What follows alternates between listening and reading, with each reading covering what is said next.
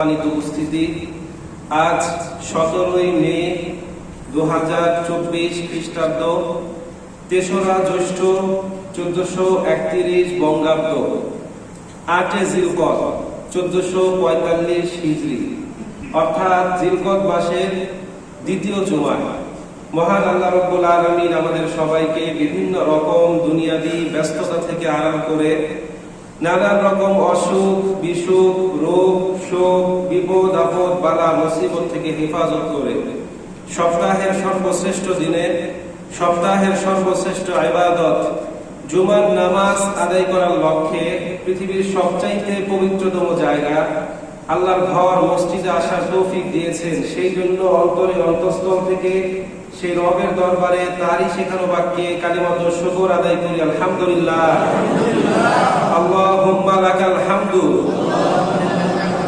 ওয়া লাকাশ শুকরু কামা ইয়ানবাগি লিজালালি ওয়াজহিকা ওয়া আযীমি সুলতানিক। সকল প্রশংসা একজনের জন্য, তিনি কে? প্রিয় উপস্থিতি, আজকে আমরা যে বিষয়ের উপর আলোচনা করব তার শিরোনাম হচ্ছে কোরআন সুন্নাহর আলোকে হজের গুরুত্ব, তাৎপর্য এবং ফজিলত। প্রিয় উপস্থিতি, হজ ইসলামী শরীয়তের পঞ্চ স্তম্ভের গুরুত্বপূর্ণ একটি স্তম্ভ। এটি অতীব গুরুত্বপূর্ণ একটি ফরজ ইবাদত। এই জন্য এর গুরুত্ব যেমন অপরিসীম তেমনি ফজিলত সীমাহীন। পৃথিবীতে যত নেক আমল আছে তার মধ্যে হজ হচ্ছে শ্রেষ্ঠতম।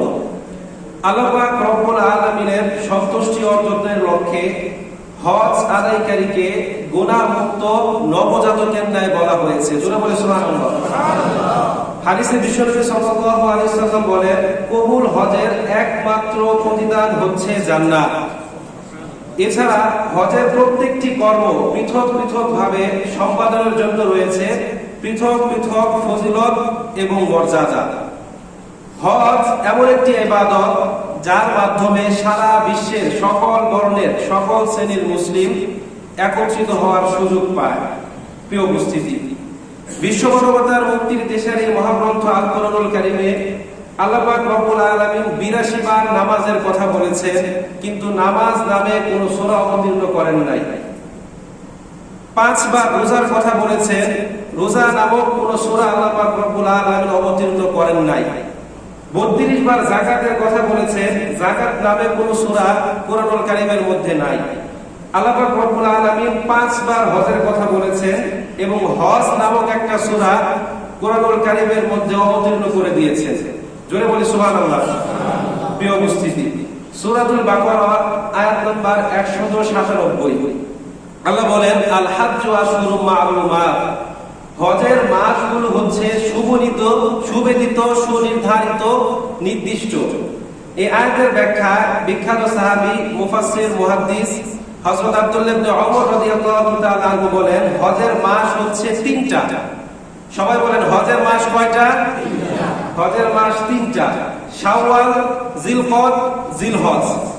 কেউ যদি ঈদুল ফিতর আদায় করার পর শাওয়াল মাসের 1ম তারিখে হজের উদ্দেশ্যে ইহরাম বাঁধে এবং এই ইহরামের মধ্যে কোনো প্রকার ইহরাম ভঙ্গের কাজ না করে, যার কারণে ইহরাম ভঙ্গ হয়, তাহলে এই ইহরামেই ওই ব্যক্তি হজ আদায় করতে পারবে। সম্মানিত উপস্থিতি, এবার আসি আমরা হজের পরিচয়ে। হজ হচ্ছে একটি আরবি পারিভাষিক শব্দ যার বাংলা আবিধানিক অর্থ ইচ্ছা করা, সংকল্প করা। ইংরেজিতে বলা হয় উইশ। শরীয়তের পরিভাষায় আল্লাহ পাক রব্বুল আলামিনের সন্তুষ্টি অর্জনের লক্ষ্যে নির্দিষ্ট সময়ে নির্দিষ্ট পদ্ধতিতে বাইতুল্লাহ সহ বিশেষ বিশেষ জায়গায় বিশেষ বিশেষ ইবাদত করার নাম হচ্ছে হজ। সবাই আমার সাথে বলেন, আল্লাহর সন্তুষ্টি অর্জনের লক্ষ্যে নির্দিষ্ট সময়ে নির্দিষ্ট পদ্ধতিতে বাইতুল্লাহ সহ বিশেষ বিশেষ জায়গায় বিশেষ বিশেষ ইবাদত করার নাম হচ্ছে হজ। প্রত্যেক সামর্থ্যবান ব্যক্তির জন্য জীবনে একবার হজ আদায় করা ফরজ। এরপর সে যতবার আদায় করবে প্রত্যেকবার নফল হিসেবে গণ্য হবে।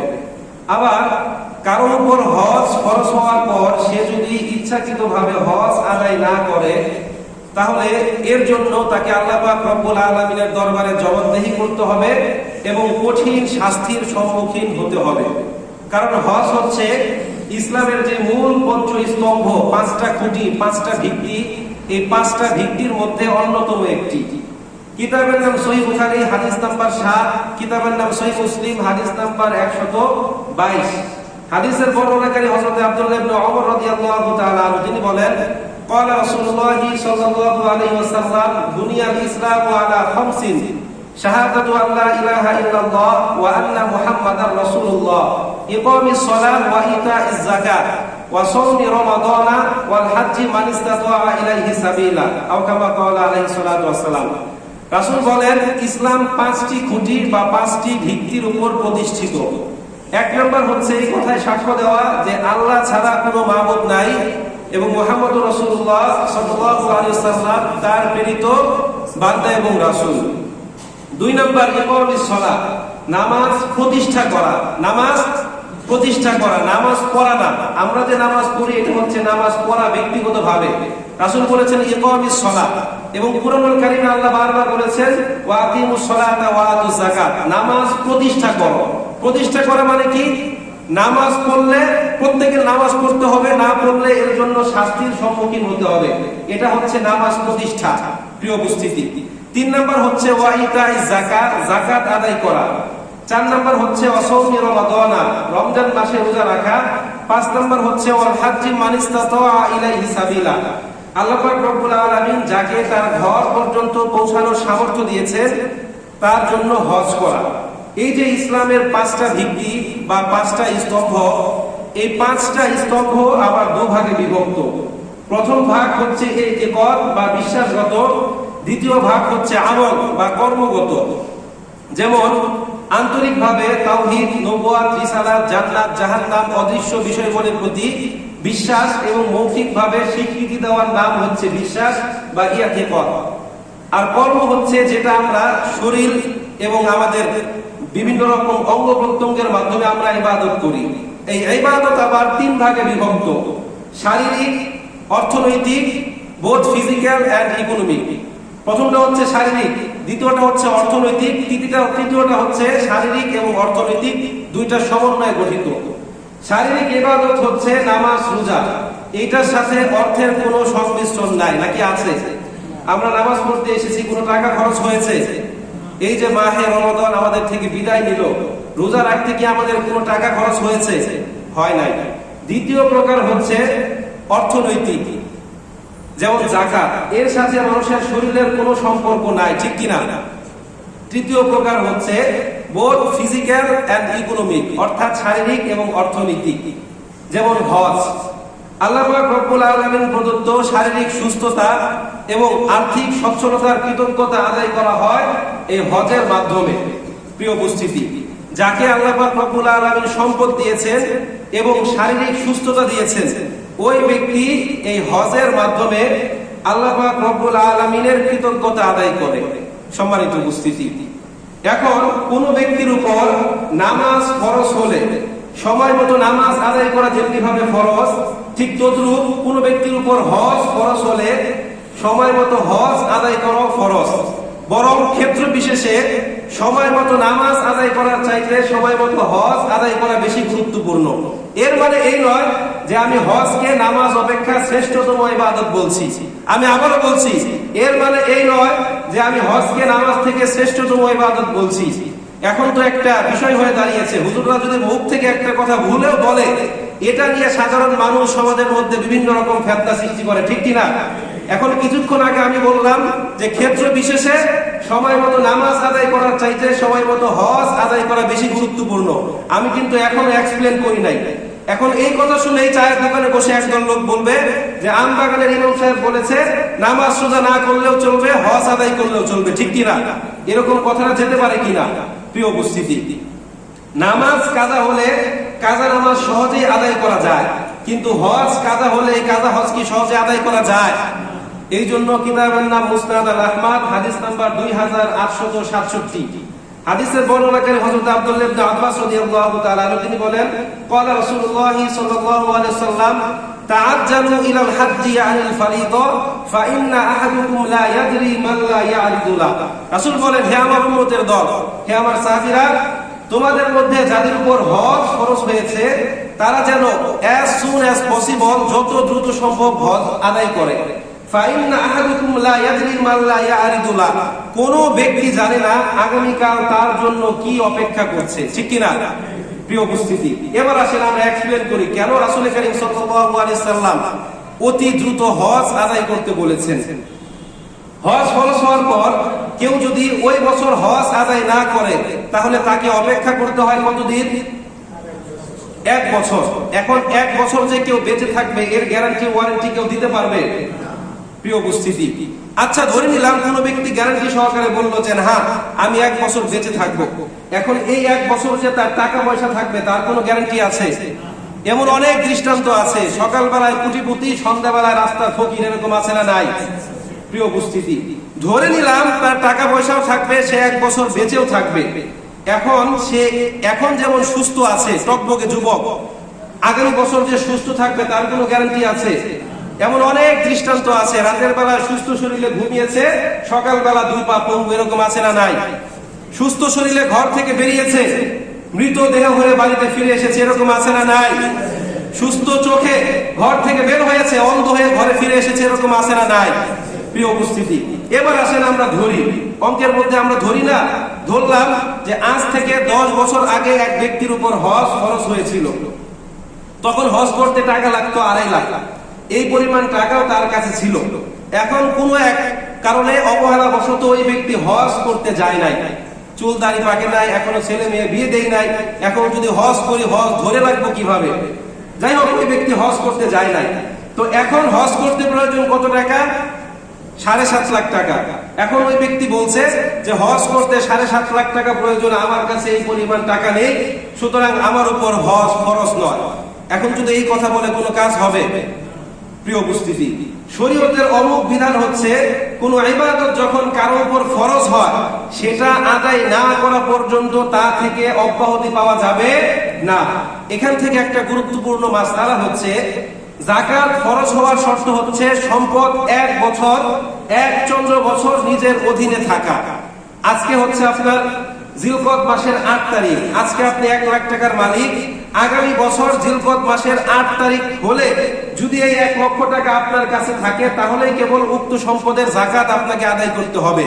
বছরের মাঝখানে আপনি 1 লাখ টাকা থেকে 1 কোটি টাকার মালিক হলেন, আগামী বছর জিলকদ মাসের 8 তারিখ আসার আগে আপনি ফকির হয়ে গেলেন, এমন অবস্থায় কি আপনার উপর যাকাত ফরজ? যাকাতের নিয়ম হচ্ছে সম্পদ 1 বছর নিজের অধীনে থাকা।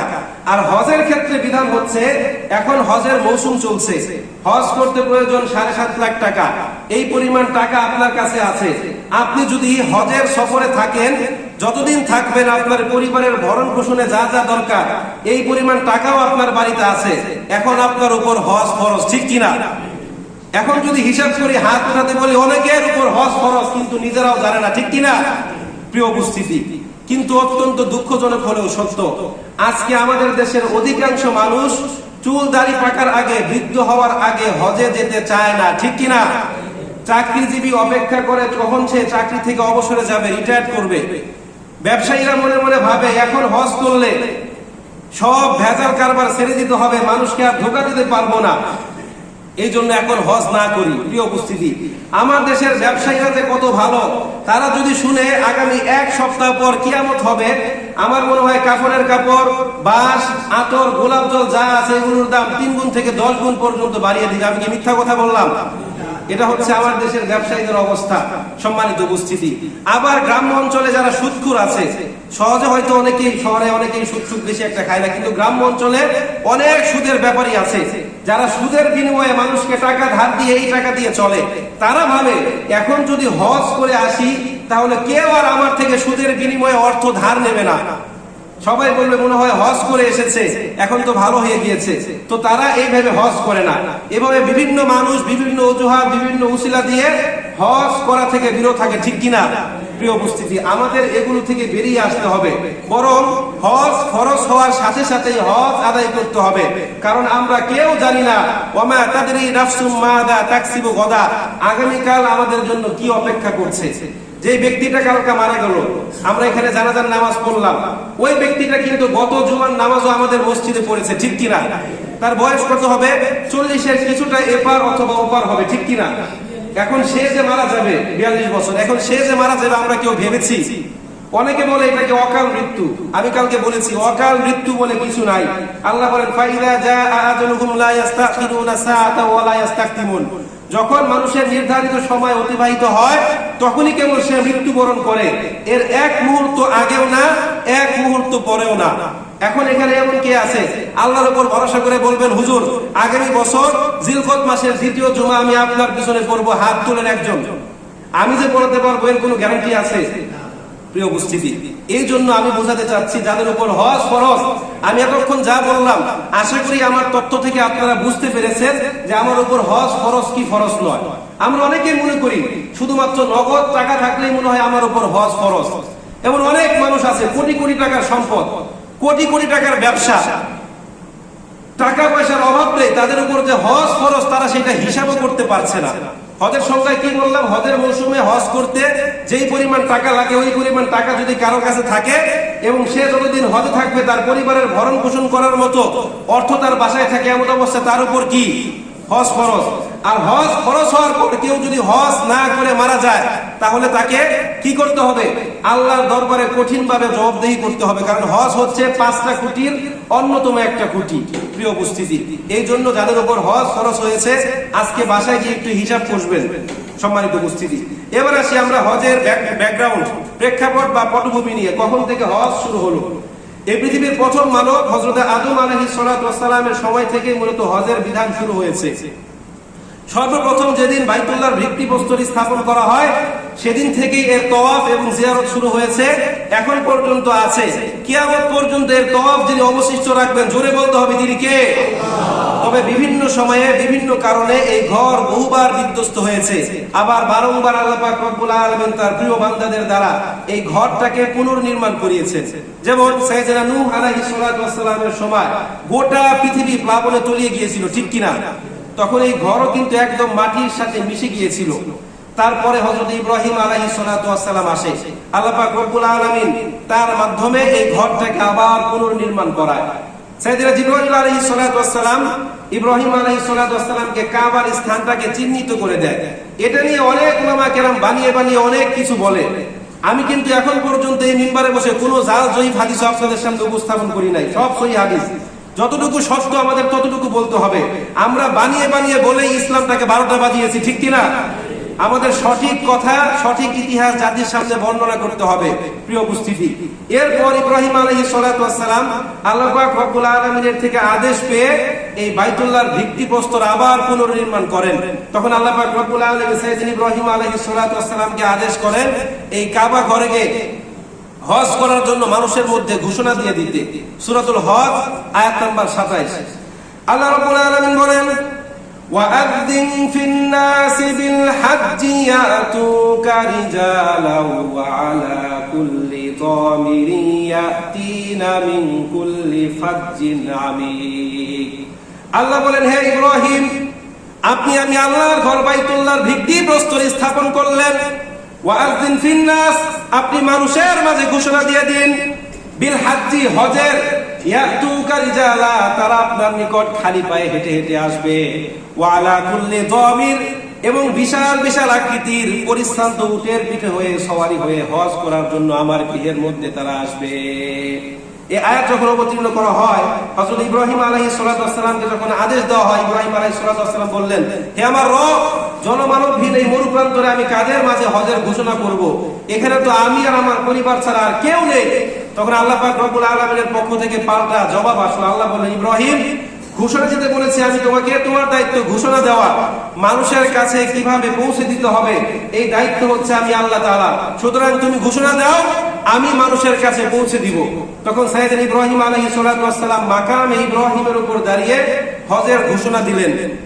আবার কোন কোন বর্ণনায় আছে তিনি আবু কুবাইস পাহাড়ের চূড়ায় উঠে কানের মধ্যে 2 আঙ্গুল দিয়ে উত্তর দক্ষিণ পূর্ব পশ্চিম সামনে পিছনে উপরে নিচে সব দিকে তাকিয়ে ঘোষণা করতে লাগলেন, হে লোক সকল, তোমাদের সৃষ্টিকর্তা নিজ গৃহ নির্মাণ করেছেন এবং তোমাদের উপর হজ ফরজ করেছেন।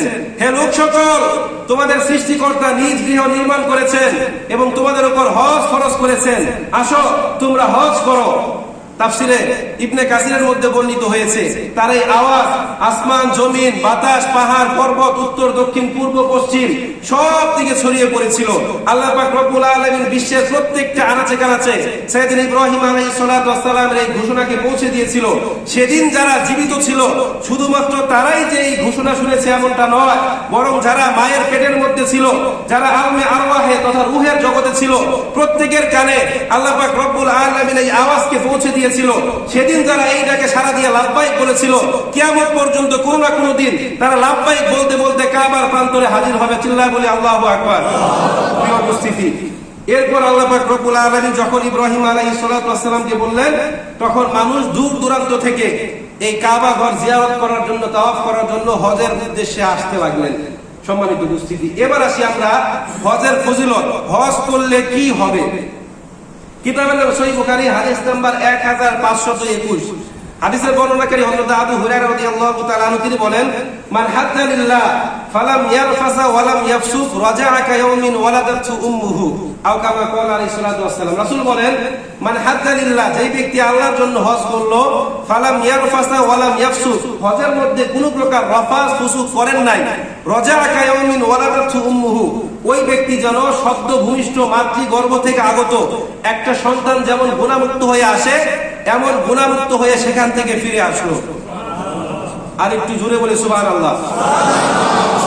এবারে হাদিসটাকে আমরা একটু চুলচেরা বিশ্লেষণ করি। রাসূল বলেছেন, যে ব্যক্তি হজ করলো গুনাহমুক্ত নবজাতকের ন্যায় হয়ে আসলো। এখানে আবার তিনি 3টা কন্ডিশন দিয়েছেন, শর্ত দিয়েছেন। 1 নাম্বার, মান হাজ্জা লিল্লাহ, কার জন্য হজ করলো? কোন সম্মান সূচক উপাধি গ্রহণ করার জন্য নয়, নিজের নামের আগে হাজি শব্দ অ্যাড করার জন্য নয়, মানুষ কি বলবে এই জন্য নয়, কার জন্য? আল্লাহর জন্য। ফালাম ইয়ারফাসা ওয়ালাম ইয়াফসুক, হজের মধ্যে কোন প্রকার রফাস এবং ফুসুক করেন নাই। রফাস হচ্ছে একটি ব্যাপক অর্থবোধক শব্দ, এর অর্থ হচ্ছে যৌন ক্রিয়ামূলক চিন্তা চেতনা কথাবার্তা। আর ফুসুক শব্দটি ফাসকুন শব্দের বহুবচন, এর অর্থ হচ্ছে পাপাচার। অর্থাৎ হজের মধ্যে কোনো প্রকার পাপ কাজ করে নাই এবং আল্লাহর জন্য হজ করলো। রাজা'a কায়াউমিন ওয়ালাদাতহু উম্মুহু, ওই ব্যক্তি সদ্য ভূমিষ্ঠ নবজাতকের ন্যায় ফিরে আসলো। এখন আমরা কি করি? আমরা হজের সফরেও কন্টিনিউয়াসলি গুনাহ করতে থাকি, ঠিক কিনা?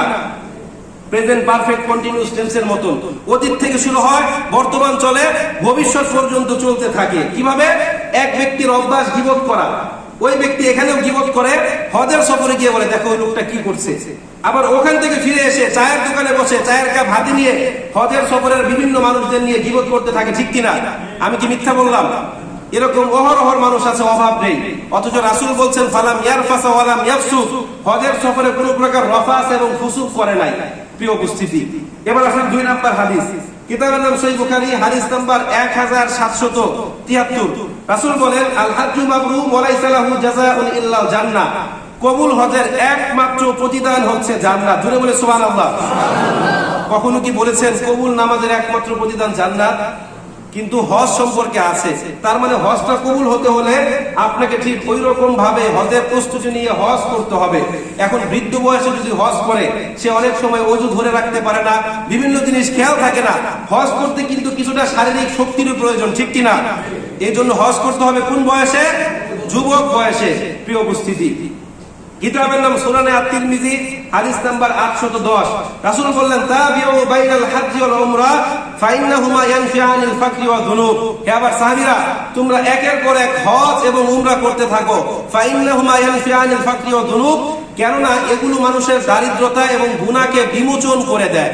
এখন আমাদের সমাজে অনেক মানুষ আছে, এরা দারিদ্রতার ভয়ে হজ করতে যায় না। জোরে বলতে হবে, ঠিক কিনা?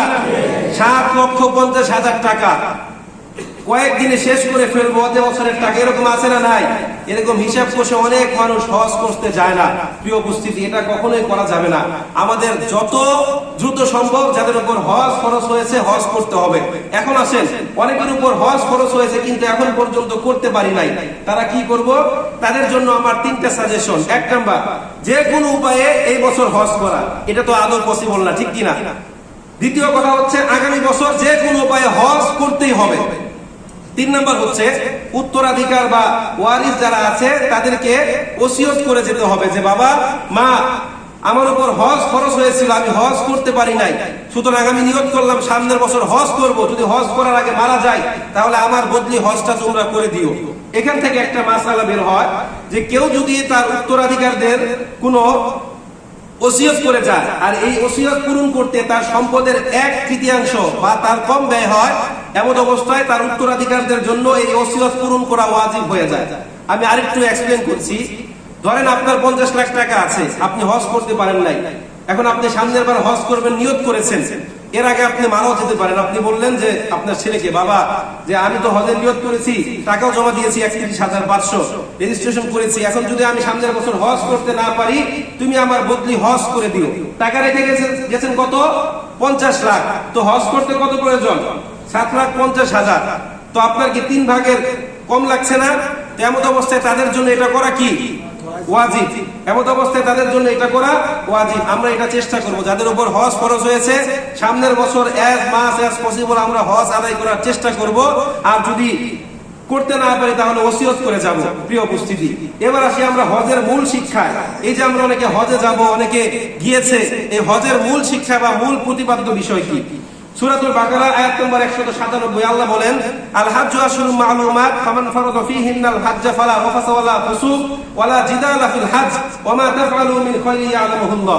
আল্লাহ বলেন হজের মাসগুলো সুবিদিত, সুনির্ধারিত, সুতরাং তোমাদের মধ্যে যারা এই মাসগুলোতে হজের নিয়ত করে, হজের জন্য ইহরাম বাঁধে, তারা যেন কোনো প্রকার রফাস, ফুসুক এবং জিদাল না করে। রফাস ফুসুকের ব্যাখ্যা পূর্বে দিয়েছি।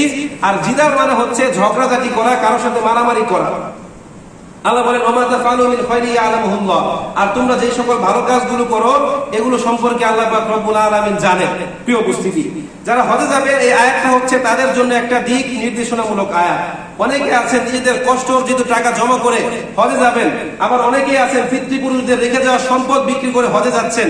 তাদের উদ্দেশ্যে বলছি, আপনারা হজের সফরে গতানুগতিক ভাবে গা ভাসিয়ে চলাফেরা করবেন না, বরং সর্বদা আল্লাহ পাক রব্বুল আলামিনের নির্দেশগুলো মন দিয়ে স্মরণ করার চেষ্টা করতে হবে। কোনো প্রকার অশ্লীল গালমন্দ করা যাবে না, কোনো প্রকার পাপ কাজ করা যাবে না, কারোর সাথে ঝগড়াঝাটি করা যাবে না। লক্ষ লক্ষ মানুষের মধ্যে উঠা বসা চলাফেরায় আপনার একটু কষ্ট হবে, কিন্তু এরপরও কি করা যাবে না? রাগ করা যাবে না। এটাই হচ্ছে হজের প্রকৃত শিক্ষা। প্রিয় উপস্থিতি, মুহাদ্দিসিনে কেরাম বলছেন হজের মূল শিক্ষা হচ্ছে নিজের মধ্যকার আমিত্বকে বর্জন করা। আমিত্ব কি? আমি অমুক, আমি তুমুক, আমি অমুক এলাকার চেয়ারম্যান, আমি অমুক ওয়ার্ডের মেম্বার, এই যে একটা আমি ভাব, আমি পরিচয়, এই আমিত্বকে বর্জন করাই হচ্ছে হজের মূল শিক্ষা। খন্দকার আব্দুল্লাহ জাহাঙ্গীর স্যার তার খুতবাতুল ইসলামের মধ্যে এনেছেন যে আপনি আপনার দেহ থেকে রঙিন পোশাক পরিধান করেছেন, সাদা পোশাক পরিধান করেছেন, বিশ্বের সকল প্রান্তের ধনী গরিব, কালা সাদা, উঁচু নিচু বর্ণের মুসলিমরা একত্রিত হয়েছে। সবাই আমরা সাদা কাপড় পরিধান করেছি যা আমাদের কাফনের কাপড়ের কথা স্মরণ করিয়ে দেয়, কিন্তু আদৌ কি আমরা নিজেদের মধ্যকার আমিত্বকে বর্জন করতে পেরেছি? আমাদের গায়ে কি পোশাক আছে না আছে এটা আমাদের দেখার বিষয় না, কিন্তু আমার যে একটা ব্যক্তি পরিচয় আছে, আমি অমুক জায়গার অমুক, আমার অধীনে এই কয়জন মানুষ আছে, এটা আমরা কখনোই ভুলি না। জোরে বলতে হবে, ঠিক কিনা? আমরা যখন হাঁটি তখন এমন ভাবে হাঁটি যে আমি একজন হয়ে গিয়েছি। আজকে আমরা আমাদের চাইতে উঁচু মর্যাদাশীল ব্যক্তিকে সম্মান দিয়ে রেসপেক্ট করে কথা বললেও আমাদের চাইতে যারা কম মর্যাদাবান, পদ পদবিতে ছোট, তাদের সাথে আমরা আগে সালাম দিয়ে ভালোভাবে কথা বলি না। জোরে বলতে হবে, ঠিক কিনা? আগেই বলেছি আমাদের গায়ে কি পোশাক আছে না আছে এটা কখনোই খেয়াল থাকে না, কিন্তু আমি অমুক, আমার যে একটা পদ আছে, আমি আমবাগানের খতিব, এটা আমার সর্বদা মনে থাকে। প্রিয় উপস্থিতি, তাহলে বলছি আপনাকে আপনার এটাও মনে রাখা উচিত, এক ফোঁটা নাপাক পানি থেকে আল্লাহ পাক রব্বুল আলামিন আপনাকে সৃষ্টি করেছেন।